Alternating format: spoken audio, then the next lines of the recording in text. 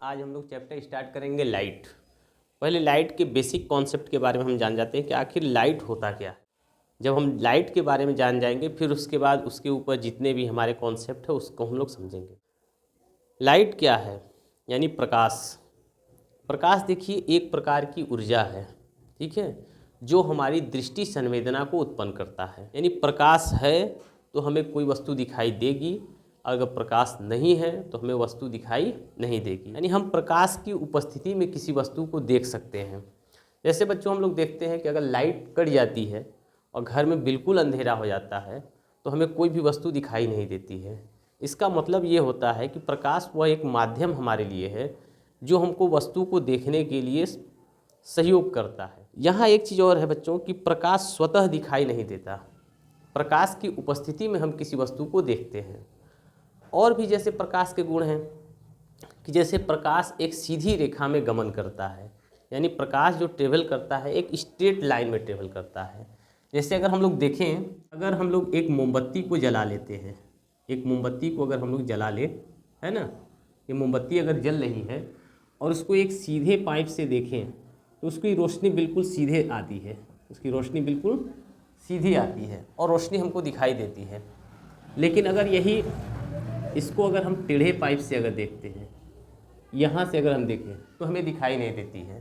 तो इससे ये पता चलता है कि जो हमारा प्रकाश है एक सीधी रेखा में क्या करता है, गमन करता है, बिल्कुल सीधी रेखा में चलता है, ठीक है।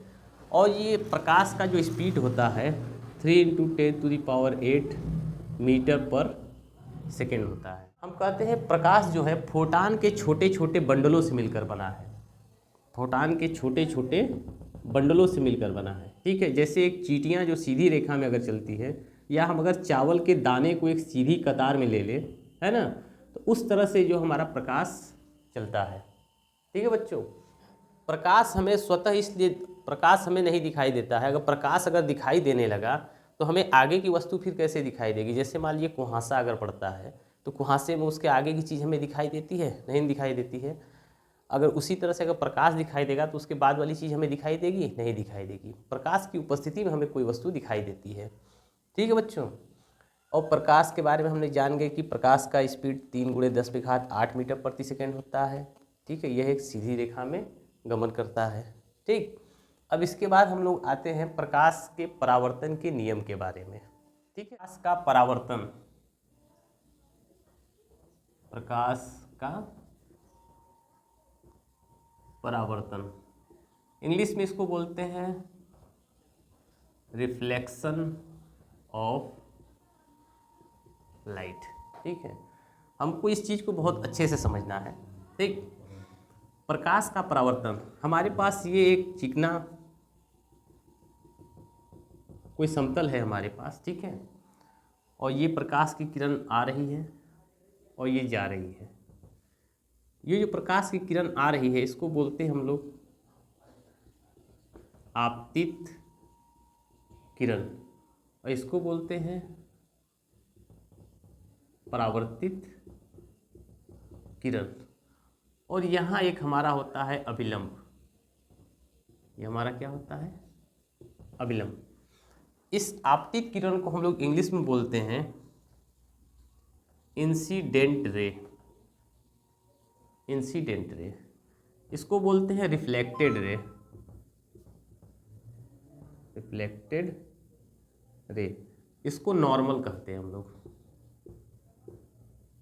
नॉर्मल।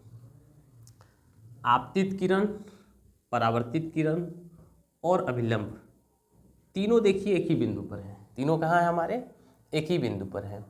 ये प्रकाश के परावर्तन का पहला नियम है कि आपतित किरण, परावर्तित किरण और अभिलंब तीनों क्या होंगे, एक ही बिंदु पर होंगे, ठीक है। दूसरा नियम क्या है कि ये जो आपतित किरण है अभिलंब के साथ जो कोण बनाएगी, ठीक है ना, मान लीजिए थीटा बना रही है, ठीक। और ये जो परावर्तित किरण जो है हमारी अभिलंब के साथ मान लीजिए क्या बना रही है, अल्फा। तो ये एंगल थीटा जो होगा एंगल अल्फा के क्या होगा, इक्वल होगा। यानी ये और ये कोण आपस में क्या होंगे, बराबर होंगे।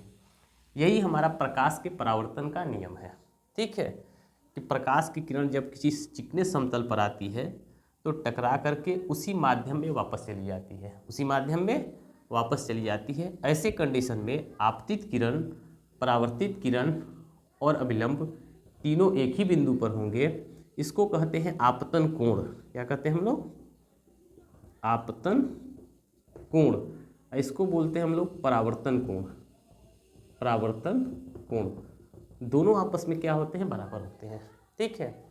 अगर यही ये जो तल है हमारा चिकना न होकर के खुरदरा हो जाए, ठीक है, चिकना न होके अगर खुरदरा हो जाए तो पता चलेगा कोई किरण इस तरह से आएगी, इधर भागेगी, कोई किरण ऐसे आएगी, ऐसे भागेगी। उनका जो होगा परावर्तन, ठीक है, बिल्कुल इर्रेगुलर होगा, असमान होगा। लेकिन अगर तल बिल्कुल चिकना है तो जितनी भी किरणें आएंगी उनका, ठीक है, परावर्तन जो होगा एक समान होगा। ये खुरदरे के बारे में है और ये बिल्कुल चिकने समतल के बारे में। ये रहा हमारा प्रकाश का परावर्तन।